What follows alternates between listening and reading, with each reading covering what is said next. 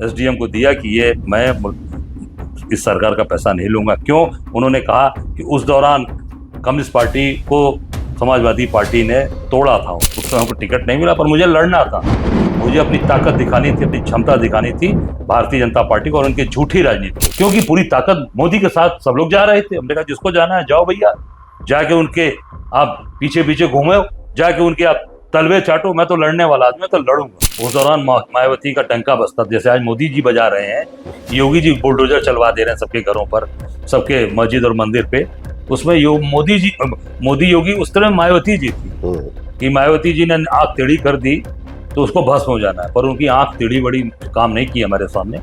मायावती जी समझ गए कि हटेगा, ये झुकने वाला व्यक्ति नहीं, लड़ेगा, जैसे आज लड़ रहा हूँ। जितने भी महाराष्ट्र के कारखाने शिफ्ट हुए सब गुजरात चले गए, बनारस क्यों नहीं आए? आपने सरस्वती जी का मंदिर जो आदि शंकराचार्य के द्वारा स्थापित था, वहां पूरे विद्वान, बनारस में पूरे देश के विद्वान आते थे बसंत पंचमी के दिन वहां पूजा करने। उस सरस्वती फाटक पूरा मोहल्ला ही खत्म कर दिया। अधिकारी जूता पहना हुआ है, बाकायदे वैसे से फेंक रहा है जूते पहनकर, इसलिए कि नहीं निर्देशित है कि अधिकारी फेंकेगा।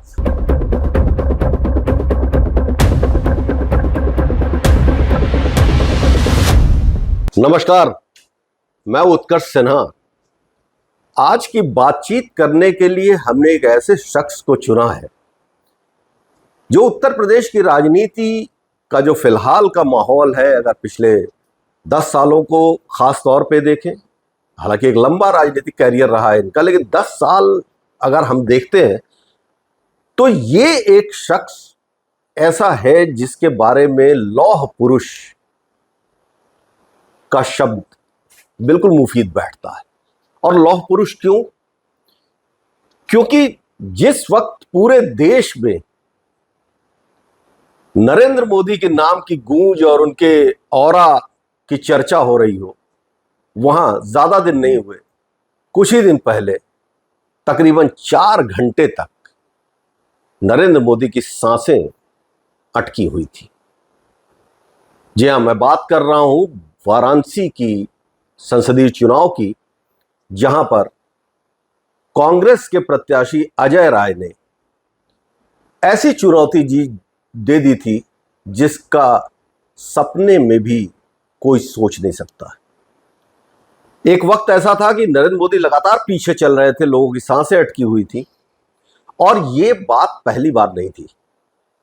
अजय राय ने लगातार 3 बार वाराणसी में नरेंद्र मोदी को चुनौती दी, और 2 बार जब चुनौती थी तो वो अकेले नरेंद्र मोदी की नहीं थी। एक बार अरविंद केजरीवाल भी साथ में थे, और दूसरी बार बाहुबली मुख्तार अंसारी भी।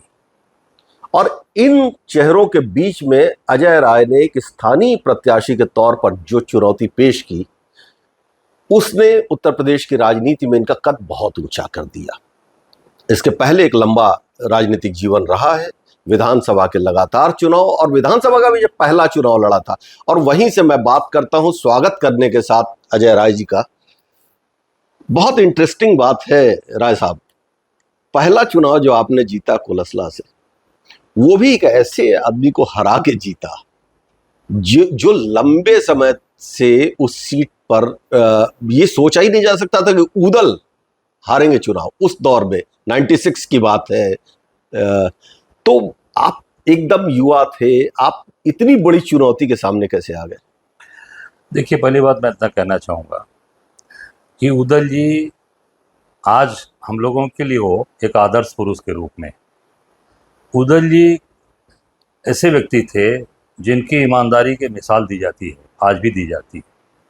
और वो ऐसे सीनियर नेता रहे जो प्रोटेम स्पीकर बनाया जाता था उनको।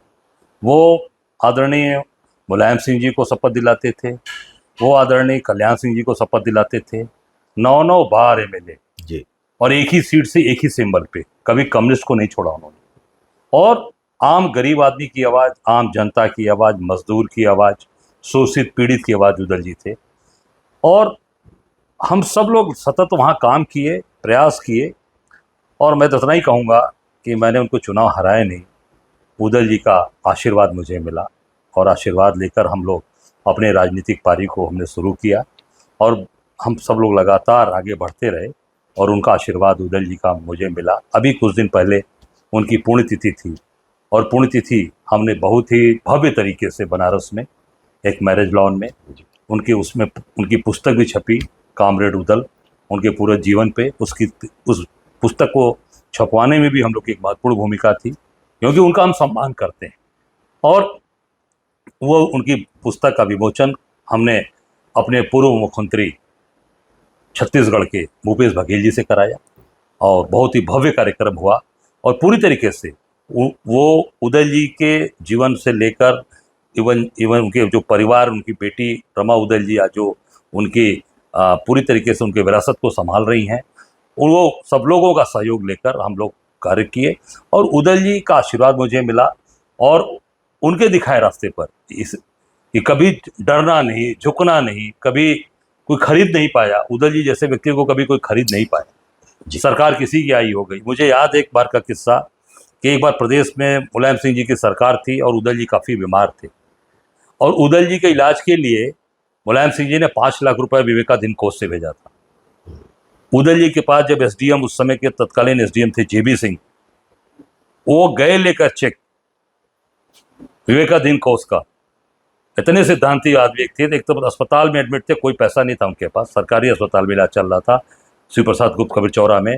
उन्होंने उस पैसे को वापस कर दिया और बाकायदे लिखकर एसडीएम को दिया कि ये मैं इस सरकार का पैसा नहीं लूँगा। क्यों? उन्होंने कहा कि उस दौरान कम्युनिस्ट पार्टी को समाजवादी पार्टी ने तोड़ा था उनको। हाँ। उसमें मित्रसेन यादव जी थे और तमाम लोग टूटकर कम्युनिस्ट से गए थे, तो दुख था उनको, कष्ट था।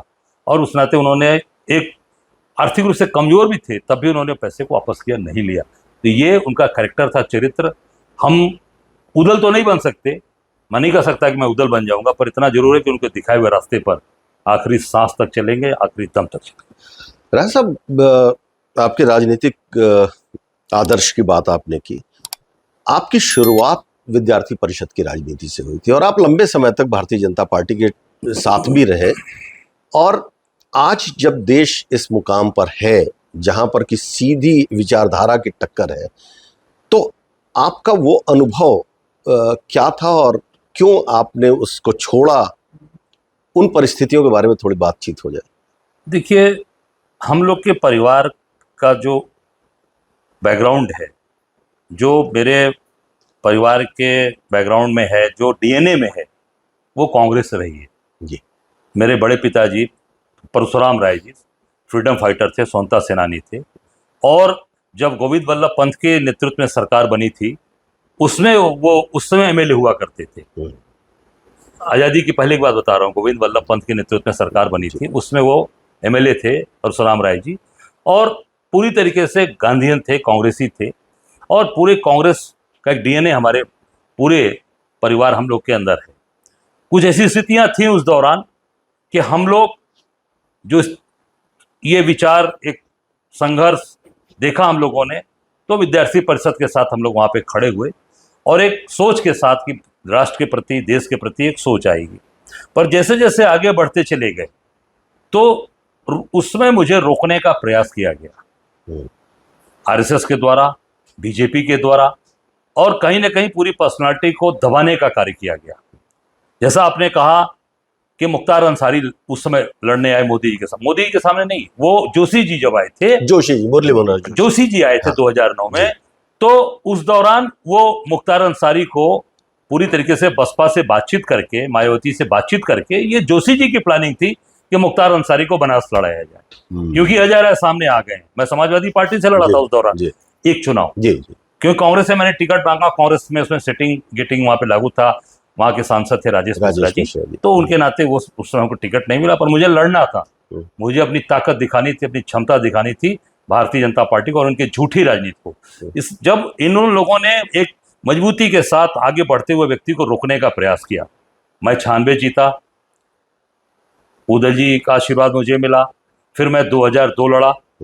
उस दौरान सबसे बड़ा नेता हुआ करते थे अपने, जो आज जिनके भाजपा जिनके पीछे पीछे घूम रही है, अपना दल के संस्थापक सदस्य सोनेलाल पटेल को मैंने हराया 2002 में। 2007 में फिर सोनेलाल पटेल को मैंने हराया।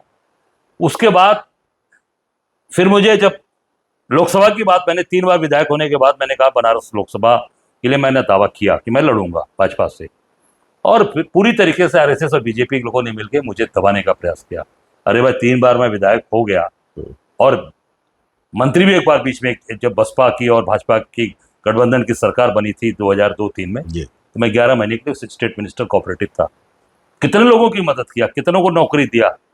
आज की सरकार की तरह मार्केटिंग करके नहीं, कि मार्केटिंग करके इवेंट करके नौकरी दे दिया, पता भी नहीं चला, उसको जानकारी बाद में हुई कि हमारी नौकरी कोऑपरेटिव विभाग में लग गई या हमें स्थान मिल, योग्यता के अनुसार, योग्यता के अनुसार सबको दिया गया। तमाम लोग आज हैं वहां पे काम कर रहे हैं। तो मुझे रोकने का प्रयास किया गया, मैंने दावा किया, और मुरली मनोहर जोशी ने कहा कि अजय राय को हम सभासद नहीं होने देंगे। ये शब्द थे जोशी जी के, उन्होंने कहा अजय राय को सभासद नहीं होने देंगे। मैंने कहा नहीं, अब दिखाएंगे हम कि हम कहाँ पर खड़े हैं, मेरी ताकत है कि नहीं।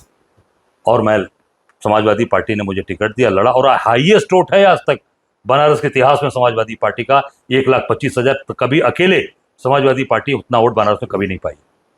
और उसके बाद फिर मैं, उस दौरान जोशी जी ले आए मुख्तार अंसारी को लड़ने के लिए, और केवल वोट डिवाइड हो इस नाते ले आए, नहीं तो उस दौरान ही जोशी चुनाव हारते बनारस से, निश्चित हारते। अच्छा, ये आपने मुख्तार अंसारी का जिक्र किया, और लेकिन उसके साथ एक बहुत दुखद घटना भी आपके परिवार के साथ जुड़ी हुई है, जिसमें मुख्तार अंसारी कन्विक्टेड हुए, उम्र कैद उनको हुई, और वो जिस वक्त घटना घटी थी आप वहाँ मौजूद थे, आपके बड़े भाई स्वर्गीय अवधेश राय जी के ऊपर जब हमला हुआ था, और वो मनस्थिति, उसके बाद फिर एक आपकी छवि ऐसी निकली कि बड़ा दबंग और बहुत बाहुबली। देखिए, अब जब भगवान कृष्ण ने ही ये गीता में कहा है कि जरूरत पड़े तो हथियार उठाना पड़ता है, लड़ना पड़ता है, संघर्ष करना पड़ता है। लड़े हम लोग, पीछे नहीं हटे कभी, आज तक, आज भी नहीं हटाऊं। पर आज हम लोग कानूनी तरीके से लड़ाई लड़े, और आप देख सकते हैं कि जैसे मेरे भैया की जो घटना घटी, हत्या हुई, मुझे तमाम प्रलोभन दिए गए, तमाम तरीके से दबाव बनाने का प्रयास किया गया। मैं गवाही कर रहा था बनारस कोर्ट में, मेरी जिरह चल रही थी, उस दौरान RDX बम ब्लास्ट हुआ। हाँ, बम ब्लास्ट हुआ, उसमें काफी वकील और काफी लोग, बहुत बड़ी खबर थी ये। तो वो निश्चित तौर से हम लोग बाबा विश्वनाथ के भक्त हैं, आप देख सकते हैं, उनका आशीर्वाद, उनकी कृपा। हम लोग पूरी तरीके से अपनी, जो हमारी सोच थी कि हमें अपराधी को, एक माफिया को खड़े रहना, लड़ना है, तो उसके लिए अपने आप को ताकतवर बनना पड़ेगा। पर अजय राय ने अपनी ताकत का कभी दुरुपयोग नहीं किया, कभी किसी को सताए नहीं, कभी किसी को परेशान, कोई नहीं कर सकता आपसे, जानकारी आप प्राप्त कर सकते हैं। हाँ, जिसको सताया गया, जिसको परेशान किया गया, उसके साथ आज भी खड़ा हूं मैं, आज भी उसके साथ कंधे से कंधा मिलाकर रहता हूं कि कोई उसको परेशान न करे। जनता इसलिए मेरे साथ खड़ी है, आज इसलिए खड़ी, पूरी ताकत से मोदी के खिलाफ लड़ा। पहली बार जब मुझे टिकट मिला 2014 में, निश्चित तौर से मैं कम वोट पाया, मेरी जमानत जब्त हुई, मैं स्वीकार करता हूं कैमरा, क्योंकि पूरी ताकत मोदी के साथ सब लोग जा रहे थे। हमने कहा जिसको जाना है जाओ भैया, जाके उनके आप पीछे पीछे घूमे, जाके उनके आप तलवे चाटो, मैं तो लड़ने वाला आदमी, मैं तो लड़ूंगा। क्योंकि ये व्यक्ति केवल गुजरात से आकर यहाँ जनता को बेवकूफ बना रहा है, ठगने का काम कर रहा है, और ठग कर केवल अपनी दुकान चलाना चाहता है। हम लड़ेंगे, क्योंकि कभी यहाँ के लोगों का भला नहीं कर पाएगा। पता लगा लीजिए, आज उत्तर प्रदेश के लोगों का भला हो रहा है, बनारस के लोगों का। सारे ठेके कौन कर रहा है, सारे ठेकों पर कब्जा किसका है? अभी प्रयागराज में काम किसने किया, महाकुंभ में? बाबा विश्वनाथ के दरबार में विश्वनाथ कॉरिडोर का काम किसने किया? राम मंदिर में पूरा काम कौन कर रहा है?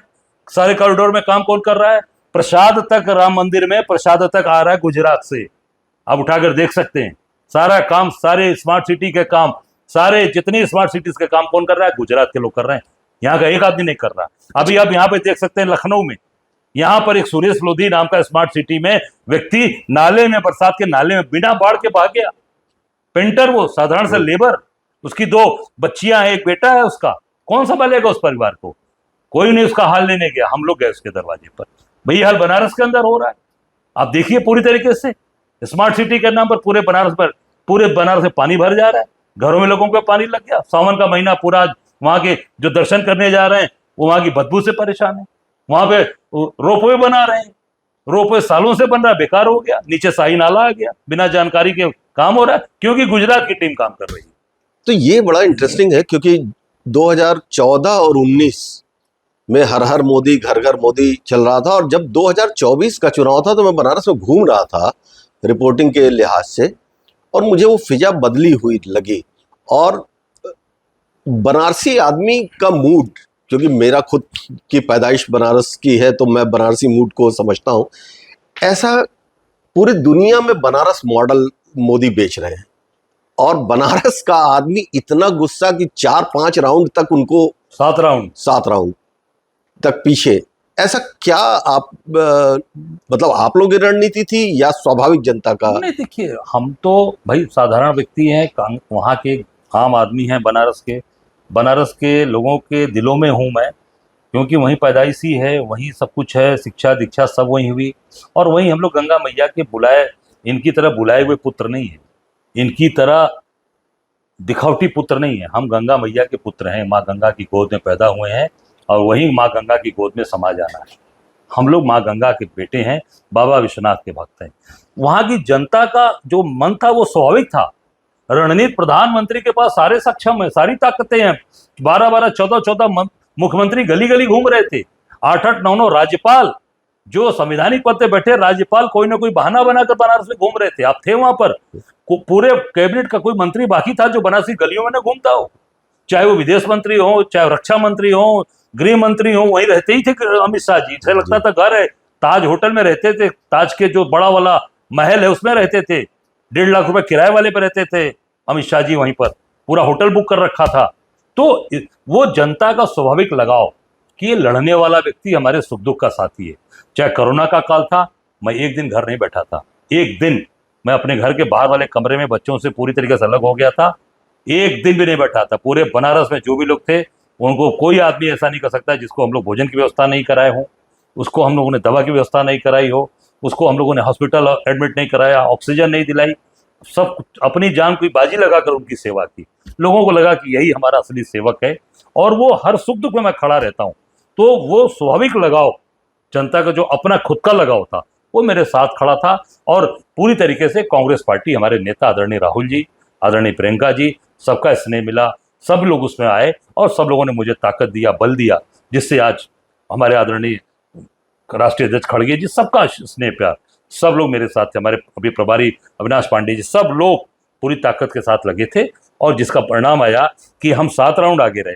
आपकी एक बात और बता दूं मजेदार, कि पूरे देश में चुनाव आयोग पहले राउंड में, पहले जब 7 राउंड तक ये हारे तो 543 जगह चुनाव हो रहे थे, 543 में फिर लास्ट में जो आया कि नहीं मोदी जी हार रहे, और चुनाव आयोग के अधिकृत वेबसाइट से वो आप लोगों ने आंकड़े रुक गए, जब आपने उसको पूरी तरीके से पूरे देश और दुनिया ने उसको वायरल किया, उसके बाद सोचिए आप, चुनाव आयोग ने अपने जो उनका अधिकृत वेबसाइट थी उस पे बनारस का काउंटिंग रोक दी गई। अपडेट नहीं आ रही थी। क्यों नहीं आ रही थी?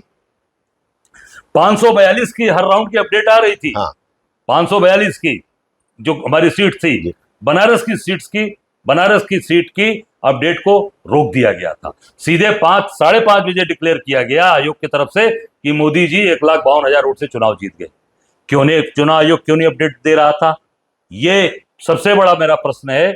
आज चुनाव आयोग पर जो उंगली उठ रही है, आज जो बातें उठ रही हैं, उसका सबसे बड़ा जीता जागता प्रमाण बनारस है कि बनारस के काउंटिंग के अपडेट चुनाव आयोग क्यों नहीं डिक्लेयर कर रहा था। आपने तो बहुत सारे, मतलब लंबा आपका राजनीतिक इतिहास रहा। ये मायावती के साथ आपका क्या मामला था कि उनके कार्यकाल में बहुत आपके ऊपर मुकदमे भी लगे, आपकी सिक्योरिटी भी हटाई, क्या कुछ व्यक्तिगत ऐसा क्यों नाराज थी मायावती आपसे? व्यक्तिगत नाराजगी कारण था कि मैं 2009 जब मैं लोकसभा चुनाव हार गया, तो 2009 में पिंडरा की जनता ने मुझे कहा कि नहीं, आपको चुनाव लड़ना है, विधानसभा आप लड़ेंगे, लड़ना ही है, क्योंकि हमारा परिवार है, घर है। तो पिंडरा मेरा परिवार है, मेरा राजनीतिक जन्म पुलसला से हुआ है, जिसका नाम है पिंडरा। तो वो वहाँ से ऐसा लगाव है, 2-3 पीढ़ियों का मेरा रिश्ता है लोगों से। दादा गए तो बेटे से कहा कि अजय राय के साथ रहना, बाप भी है तो अभी बेटा भी अगर 20 साल का तो अजय राय के साथ रहेंगे। तो पीढ़ियों, आप देखिए कुछ भी परिस्थितियां रहती है, मेरे यहाँ मोदी जी अमित शाह जी पूरी तरीके से अपना सारा खजाना खोल देते हैं, उसके बाद ही 50,000 वोट से नीचे नहीं पाता हूँ कभी। आज तक उठा के देखिएगा, 50,000 से नीचे मेरा वोट कभी नहीं आया। और उसी आधार पर मैं कई बार एमएलए भी रहा हूँ। मैं 43,000 पे भी चुनाव पर एमएलए रहा हूँ। अब वो वोट का ध्रुवीकरण करके मुझे चुनाव हराना चाहते हैं, पर जनता निश्चित तौर से उसका जवाब 2027 में देगी, ध्रुवीकरण का भी जवाब इस बार देगी।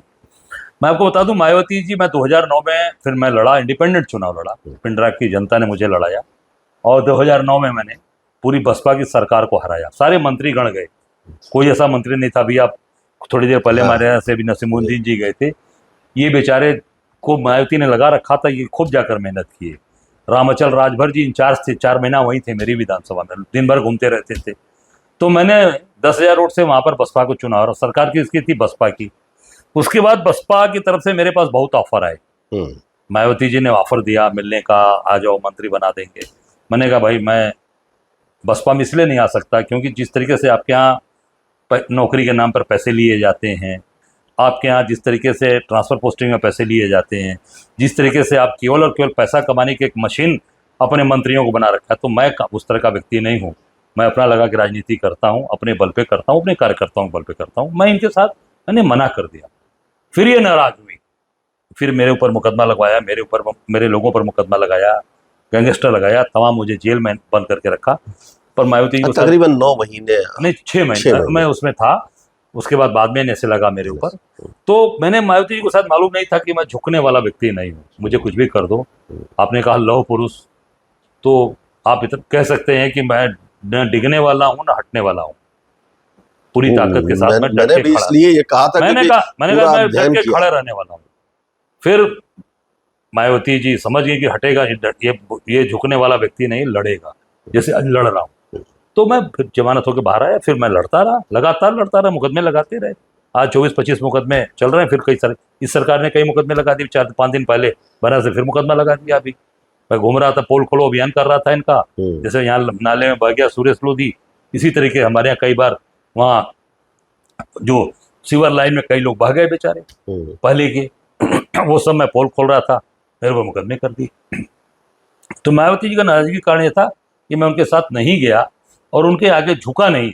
उस दौरान मायावती का डंका बजता, जैसे आज मोदी जी बजा रहे हैं, योगी जी बुलडोजर चलवा दे रहे हैं सबके घरों पर, सबके मस्जिद और मंदिर पे। उसमें मोदी योगी उस तरह मायावती जी थी कि मायावती जी ने आंख टेढ़ी कर दी तो उसको भस्म हो जाना है, पर उनकी आंख टेढ़ी बड़ी काम नहीं की हमारे सामने। मैं डट के खड़ा रहा क्योंकि मैं ईमानदार व्यक्ति हूँ और दमदारी से राजनीति किया। मैंने कभी आज तक किसी व्यक्ति का कभी अहित नहीं किया और कभी किसी का शोषण नहीं हुआ। तो मैं डट के लड़ने वाला हूँ। तो मायावती जी मेरा कुछ बिगाड़ नहीं पाई और डट के सामने खड़ा रहा। फिर उसके बाद फिर 2012 में कांग्रेस की टिकट से फिर चुनाव जीत कर आया।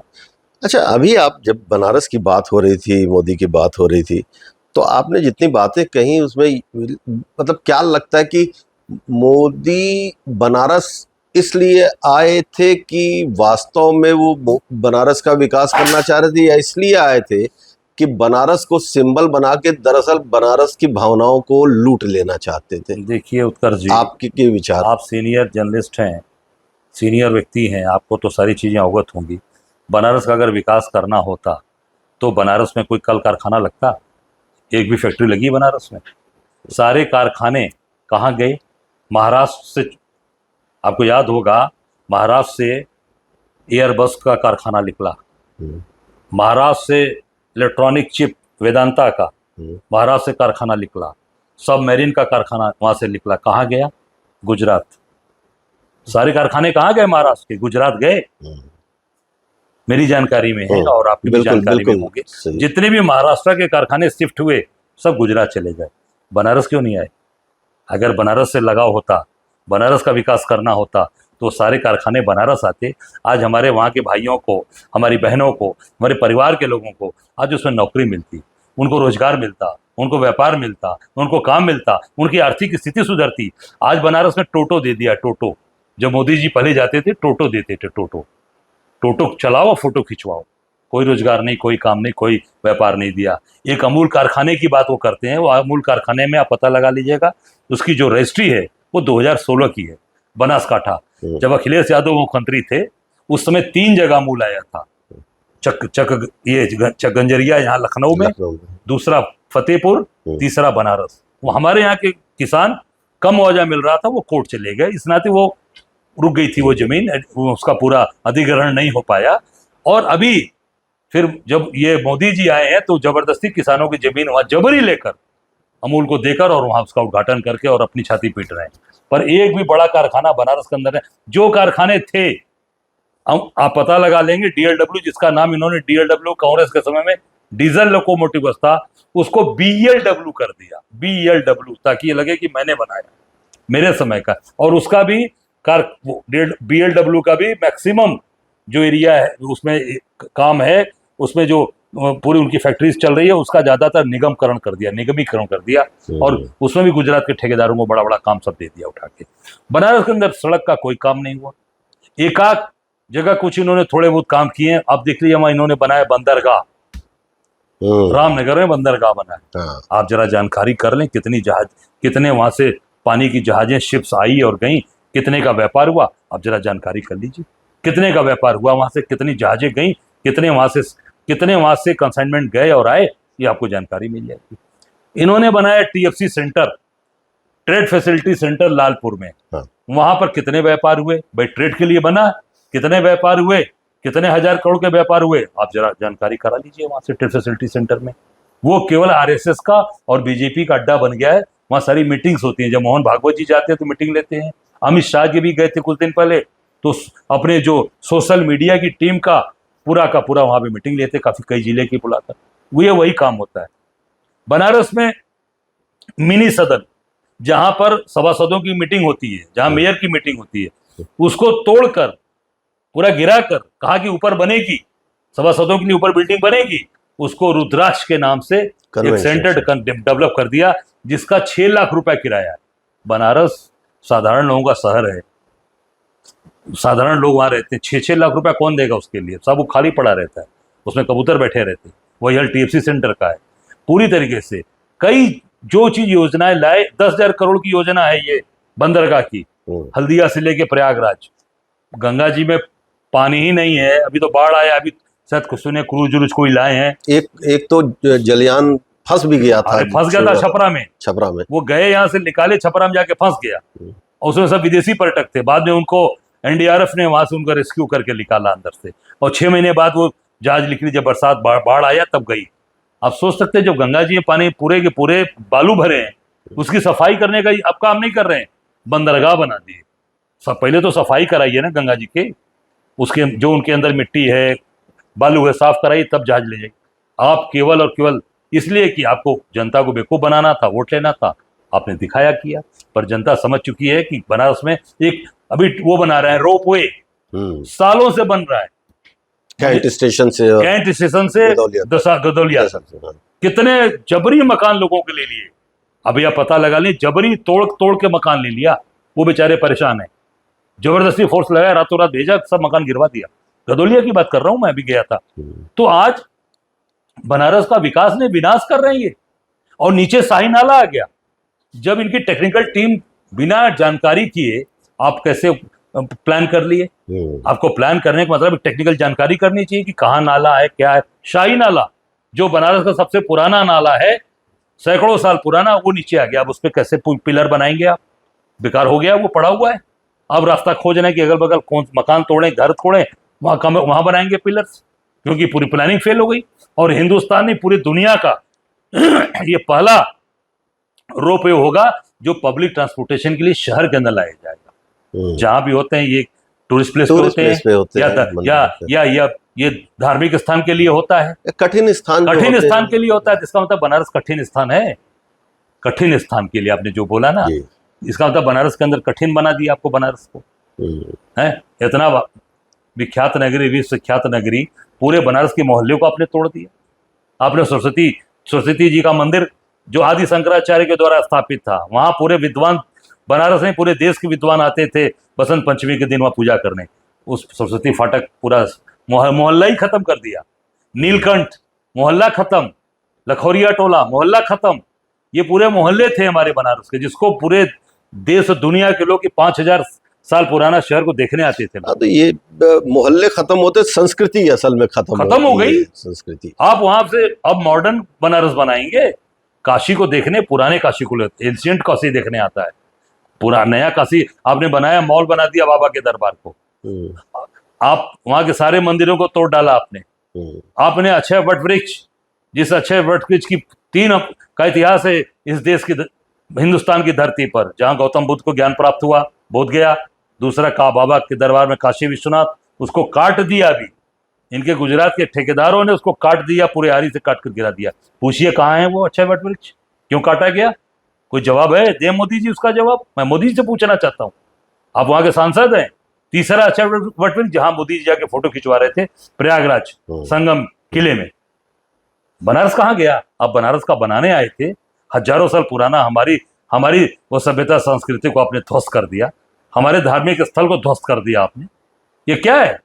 अंदर बाबा के दरबार में पूरा का पूरा मंदिरों का जो पुराने हजारों साल पुराने हमारी मूर्तियां थी, उसको आपने तोड़ दिया। बाबा के दरबार का कचहरी थी, कचहरी पूरी खत्म कर दी गई। बाबा के दरबार में अमुक्तेश्वर महादेव का मंदिर था, जो बाबा कहते हैं कि बाबा विश्वनाथ के गुरु थे, वो मंदिर हटा दिया गया।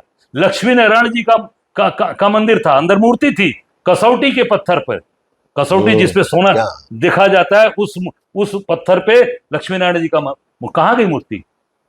पूरे अगल अंदर पार्वती जी का मंदिर था, अंदर पूरी तरीके से अन्नपूर्णा जी का मंदिर था। अब वो क्या किया उन्होंने, उस मंदिर को तोड़ के पूरा किनारे किनारे एक म्यूजियम टाइप का बना दिया। हमारे हिंदू धर्म में जो भी मूर्ति अपनी जगह से अगर हिल जाती है उसको खंडित माना जाता है, उसका प्रवाह किया जाता है। वो सब मूर्तियों को फिर से लाके इन्होंने स्थापित कर दिया, और हमारे बनारस की पूरी तरीके से सभ्यता सांस्कृतिक जो धरोहर थी, जो पुराना काशी, उसको पूरी तरीके से मोदी जी ने आगे बर्बाद कर दिया। और नए बनारस की कल्पना करते हैं, नई बात करते हैं, बनारस को कभी स्वीकार नहीं करेगा। उसी का नतीजा है कि इस बार मोदी जी 7 राउंड हारे हैं। सरकारी व्यवस्था, सरकारी मशीनरी, पूरा तंत्र लगाकर और पूरी तरीके से इन लोगों ने आज पूरी कब्जा करके, जो आज 7 राउंड 1 बजे के बाद आपने बनारस की अपडेट को क्यों बंद कर दिया, ये सारी चीजें ये पूरी तरीके से साबित करती हैं कि ये बेईमानी करके और फ्रॉड करके चुनाव ये जीते। हाँ, तो अगर ये हो रहा है तो उत्तर प्रदेश में तो राय साहब इस वक्त योगी मुख्यमंत्री हैं, एक धार्मिक महान मुख्यमंत्री हैं, तो क्या योगी जी कुछ इस पे नहीं बोल पा रहे हैं? योगी जी, अरे योगी जी अपना दिन गिन रहे हैं कि कब उनको यहाँ से विदा कर दिया जाएगा, कब उनको यहाँ से हटा दिया जाएगा। वो तो आप अभी देख सकते हैं 2 दिन 3 दिन पहले की बात, पूरी तरीके से उन्होंने अभी मिलने गए प्रधानमंत्री जी से, मिलने गए गृह मंत्री से, मिलने गए नड्डा से, तो दिन गिन रहे हैं। आप कह रहे हैं कि योगी आदित्यनाथ अपने दिन गिन रहे हैं, और योगी आदित्यनाथ कह रहे हैं कि उनके समर्थक तो कह रहे हैं कि वो भारत के अगले प्रधानमंत्री हैं। तो क्या आप कह रहे हैं कि मोदी और योगी के बीच में कुछ संघर्ष चल रहा है क्या? देखिए, मैं इतना कहना चाहूंगा कि मोदी जी जो गुजरात लॉबी है वो कभी भी योगी को आगे नहीं बढ़ने देगी, वो उनको पसंद नहीं कर रही, क्योंकि लगता है कि कहीं ना कहीं से खतरा है, आगे बढ़ रहे हैं। तो वो जो लॉबी काम कर रही है गुजरात लॉबी, वो कभी भी योगी जी को आगे नहीं बढ़ने देगी। और जो योगी की जो सोच है, वो सोच भी देश के अंदर जो इस तरीके की चीज़ें कर रहे हैं, मुझे लगता है कि समाज उसको पसंद नहीं करेगा। ना मोदी को पसंद किया, नहीं जबरदस्ती करना। देखिए धीरे धीरे चीज़ें खत्म हो रही हैं।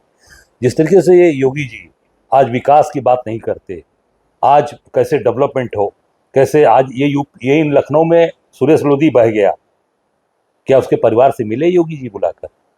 उसकी पत्नी बच्चों से मिले योगी जी? नहीं मिले। कितनी घटनाएं हो गई, ये लखनऊ की घटना है। वो व्यक्ति गरीब आदमी नाले में बह गया। हाँ, बुलडोजर चलवा रहे हैं, कोई खोज लाएं, एक से एक लोगों को खोज ला रहे हैं कहीं से, कभी किसी को पकड़ लाते हैं, धर्म परिवर्तन हो रहा है, फलाना हो रहा है, फूल गिरा रहे हैं। आज उनका, मैं गया बनारस के अंदर, जो इनकी वहाँ पर शिविर लगे थे, न शिविर में बिजली न पानी न सब, जब हम लोगों ने दबाव बनाया, मेरे ऊपर मुकदमे किए, तो वहाँ बिजली पानी की व्यवस्था की गई। चितरंजन पार्क के अंदर आप कांवड़ियों के लिए क्या फूल बरसा रहे हैं। और फूल भी कैसे बरसा रहे हैं आप देखिए, इनके अधिकारी फूल बरसा रहे हैं केवल इसलिए कि वो आदेश का पालन करना है, भाव नहीं है। भाव आप देख सकते हैं, जूते पहनकर जो कांवड़िया पदयात्रा करके 100 200 किलोमीटर से आ रहा है, और उसके ऊपर अगर फूल बरसा रहे हो, तो हमारा जो हिंदू, जो हमारी धार्मिक मान्यता है, प्रथा है, हम चप्पल अपना जूता उतार कर, हम लोग भी कहीं जाते हैं रबड़ स्लीपर पहने, जिसको उतार कर हम फूल माला, क्योंकि श्रद्धा, उससे पता चलती कि हमारे अंदर श्रद्धा भाव है। अधिकारी जूता पहना हुआ है, बकायदे ऐसे से फेंक रहा है जूते पहनकर, इसलिए कि नहीं निर्देशित है कि अधिकारी फेंकेगा। और मेरा इस पे सीधा ये प्रश्न है कि जनता का चुना हुआ प्रतिनिधि कहां था? अधिकारी जनता के चुने हुए प्रतिनिधि, अधिकारियों से फूल वर्षा कराई जा रही है, ये क्या है? अरे अगर वहां का चुना हुआ प्रतिनिधि, इसका मतलब कि चुना प्रतिनिधि है वो बेकार है।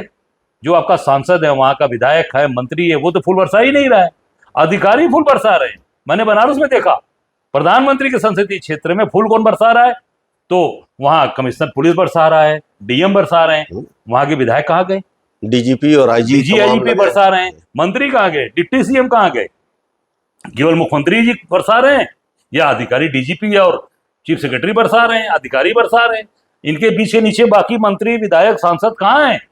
इसका मतलब सब केवल और केवल जनता का वोट लेकर उनको ढक्कन बना के बैठा दिया गया है कि नहीं, अब केवल जो ढक्कन के रूप में इस्तेमाल किया जाएगा उनका।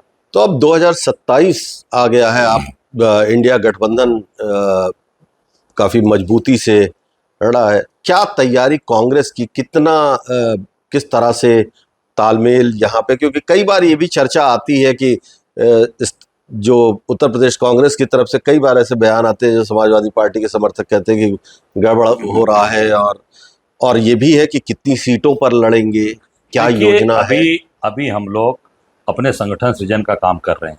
अभी आपने देखा कि प्रभारी जी आए थे, और लगातार हम लोगों ने भी 6 दिन इधर दौरे किए। ये लगातार संगठन सृजन की चौथी मीटिंग है, और चौथी मीटिंग में आज 6 जोन्स में, ये 16 तारीख से हम लोग के संगठन सृजन शुरू हुआ है मेरठ से। हम मेरठ में पहली मीटिंग की वेस्टर्न जोन की, उसके बाद फिर हम आ गए अलीगढ़ में, वो ब्रज जोन की मीटिंग किए 17 तारीख को। फिर वहाँ से हम लोग फिर निकले, फिर रात को हम लोग 3 बजे झांसी आए। अलीगढ़ कहाँ, झांसी कहाँ, झांसी से निकल झांसी आए 3 साढ़े 3 बज गए आने में। वहाँ हम लोगों ने बुंदेलखंड की मीटिंग की। फिर वहाँ से 17 वहाँ किए, 18 फिर वहाँ से हम लोग निकले 18 को झांसी से। फिर 19 को हम लोगों ने प्रयागराज में मीटिंग की। वहाँ करीब 5 बजे भोर में हम लोग पहुँचे हैं प्रयागराज में, 5 बजे सुबह। फिर वहाँ हम लोगों ने मीटिंग प्रयागराज की। फिर 20 तारीख को वहाँ से निकल कर गोरखपुर हम लोग आए। फिर वहाँ पूर्वांचल जोन की मीटिंग की। फिर गोरखपुर से निकलकर हम लोग 21 तारीख को लखनऊ आए। कल यहाँ पर अवध जोन की मीटिंग थी। हम जो हमारे 826 ब्लॉक हैं, हम उस पर ब्लॉक अध्यक्ष मजबूत अपना बना रहे हैं। उसमें मंडल अध्यक्ष पहली बार कांग्रेस में मंडल अध्यक्ष का कॉन्सेप्ट हुआ। पहली बार हम अपने कांग्रेस के संविधान बदले गए। उदयपुर में सम्मेलन हुआ था, फिर आपके अहमदाबाद में हुआ था। वो 826 ब्लॉक पर हम अपने ब्लॉक अध्यक्ष बनाएंगे, उसके बाद मंडल बनाएंगे, और फिर बूथ लेवल पर हमारा पूरा सिस्टम काम करेगा। और उस पर लगातार हमारे अलग अलग जो डिपार्टमेंट्स हैं, जो हमारे फ्रंटल्स हैं, सब पे भी हम काम कर रहे हैं। हम उस पर काम कर रहे हैं। अभी हमारे लिए प्रथम टारगेट है 2026 का पंचायत चुनाव। पंचायत चुनाव पूरी ताकत के साथ, जिला पंचायत जो वार्ड मेंबर होते हैं 50,000 पे होता है चुनाव, वो पूरी ताकत के साथ हम उस पर चुनाव लड़ेंगे, अकेले लड़ेंगे। पंचायत के चुनाव पूरी ताकत के साथ, जो हमारे कार्यकर्ता जहाँ जहाँ मजबूत हैं, जो लड़ना चाहेंगे वहाँ लड़ेंगे। और ब्लॉक प्रमुख, जो ब्लॉक प्रमुख होंगे, वो जो हमारे कार्यकर्ता जीत कर आएंगे क्षेत्र पंचायत, उनको हम ब्लॉक प्रमुख में भी पूरी ताकत मदद करेंगे, तन मन धन से उनकी मदद करेंगे, उनको ताकत देंगे। और फिर उसके बाद जो हमारे कार्यकर्ता मजबूती से उसमें निकल कर आएगा, जो लड़ कर आएगा, संघर्ष करके आएगा, छन कर आएगा, उसको निश्चित तौर से आगे विधानसभा जब 2027 का चुनाव होगा, तो अपने नेतृत्व से हम लोग उस पर वार्ता करके जो नाम इस तरह के मजबूत होंगे, वो सारे पैनल्स हम बनाकर अपने नेतृत्व को भेजेंगे और उनको कंसीडर करेंगे आगे 2027 के विधानसभा में कि इनको मजबूत, ये हमारे लड़ने वाले लोग हैं, इनको 2027 में कंसीडर करेंगे। रही इंडिया गठबंधन की बात, वो मजबूती के साथ बना है, खड़ा है। उस पर निर्णय राष्ट्रीय नेतृत्व को लेना है, कैसे करना है, कितनी सीटें हैं। हमारा ताकत है संगठन को मजबूत करना, प्रदेश अध्यक्ष के नाते ताकत लगा कर करेंगे, और पंचायत के चुनाव में अपनी पूरी ताकत और पूरी भागीदारी हमारे मजबूत कार्यकर्ता जितने उनको निकाल कर लेकर आएंगे और उनको उचित सम्मान, उचित स्थान देंगे। तो बहुत आपकी राजनीतिक यात्रा की बात हो गई, और वहां से लेके और 27 के चुनाव तक चलते चलते बस एक आखिरी सवाल, राजनीति जीवन को हटा के अगर देखें तो अजय राय कौन है? अजय राय एक साधारण इंसान। क्या पसंद है, देखिए, व्यक्तिगत पसंद क्या है? कब फुर्सत होती है जब खुद से मिलते हैं, पढ़ते हैं, सिनेमा देखते हैं, गाने सुनते हैं, क्या करते हैं? देखिए व्यक्तिगत पसंद मेरी एक ही है, किसी गरीब आदमी की, कमजोर आदमी की या सताए हुए आदमी की मदद करना, उनके साथ खड़ा। उनको अगर किसी को मैं एक बोतल ब्लड दिलवा देता हूँ, खून दिलवा देता हूँ, आप मेरे क्षेत्र में पता लगा लें, बनारस में कोरोना काल में मैंने जिसकी मदद की, जिसकी जान बचाई, तो मुझे अंदर से आत्मसंतुष्टि मिलता है। लगता है कि आज मैंने एक अच्छा काम किया, नेक काम किया, और प्रभु के दरबार, बाबा विश्वनाथ के दरबार में मेरी हाजिरी लग गई। हाजिरी लग गई, मैं उनका भक्त हूँ। आप देख सकते हैं मेरे इस कार्यालय में उनकी पूरे अर्घे की फोटो लगी है। तो मुझे लगता है कि बाबा के दरबार में मैंने एक पुण्य काम कर दिया, एक मेरी हाजिरी लग गई। सेवा करना मेरा प्रथम धर्म है, कर्म है, और मुझे सोच है। मैं फिल्म देखना था वो सब पीछे छोड़ आया, अब उसमें कोई इंटरेस्ट मेरा नहीं रह गया। अब केवल सेवा के साथ साथ लोगों की मदद करना और लोगों के साथ खड़ा रहना, जो भी मुझसे हो सकता है। मैं अपने शरीर को, अपने जीवन को सामाजिक सेवा के लिए समर्पित कर दिया हूँ। जब तक जिंदा हूँ तब तक समाज की सेवा करना, लोगों की मदद करना, मुझे उसमें आनंद आता है, मजा आता है। तो ये थे अजय राय, उत्तर प्रदेश कांग्रेस के अध्यक्ष, और बहुत खुल के बातें की इन्होंने अपने जीवन के संघर्षों की, राजनीतिक संघर्षों की, राजनीतिक यात्रा की, और विरोधियों पर हमले करने में भी कभी चूके नहीं। हमारी शुभकामनाएं हैं आपको अगले चुनाव के लिए, आपके नेतृत्व में होने वाले हैं। और हम फिर मिलेंगे दर्शकों आपके साथ ऐसी ही एक नई पर्सनालिटी के साथ, जो बेबाक बात करती हो, जो मजबूती से लड़ती हो। और इस तरह से आप हमारे चैनल के साथ जुड़े रहिए, और हम आपके साथ ऐसे ही राजनीतिक और सामाजिक व्यक्तित्वों को लाते रहेंगे। धन्यवाद, नमस्कार। धन्यवाद।